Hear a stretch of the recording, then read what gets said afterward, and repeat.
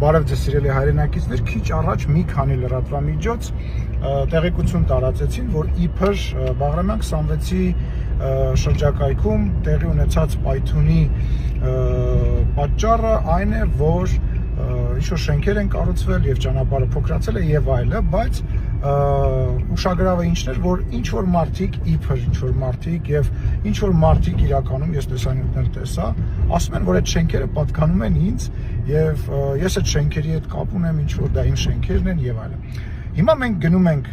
Բաղրամյան 26-ի շրջակայքում գտնվող այդ շենքերի մոտ, պարզելու արդյոք Ալեն Սիմոնյանը այդտեղ շենք շինություն ունի, թե չունի եւ վերջիվերջո ում են պատկանում այդ շենքերը այդտեղ կառուցվող։ Եթե այն սեփականատերերը, որոնք որ կտեսնեն այս իրական սեփականատերերը, ովքեր որ կտեսնեն այս տեսանյութը, ովքեր որ Բաղրամյան 26-ի շրջակայքում շինարարություն են անում,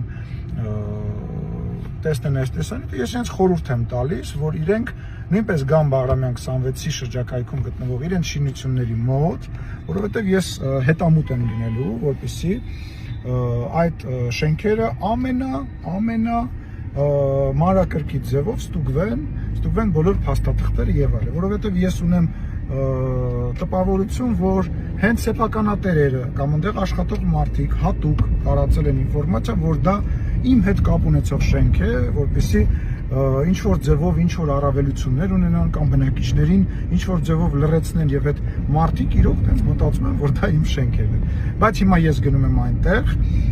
եւ կոչ եմ անում այդ մարդկանց նույնպես գալ այնտեղ, սեփականատերերին, տնօրեններին, գալ այնտեղ, որովհետեւ կրկնում եմ, ես քաղաքապետարանի միջոցով մնացած բոլոր գերատեսչությունների միջոցով հետամուտ եմ լինելու, պարզելու թե ում շենքերն են այնուամենայնիվ, որ վերագրվում են ինձ։ Սա եւս մի ցայտուն օրինակ է, որ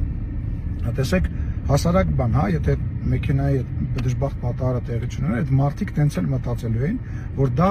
ինձ հետ կապ ունեցող ինչ-որ շենքեր են։ Ես հիմա կգնամ այնտեղ, այդ մարդկանց հետ կզրուցեմ եւ ինչպես արդեն ասացի, կպարզենք թե իրականում ում շենքերն են կառուցվում Բաղրամյան 26-ի շրջակայքում։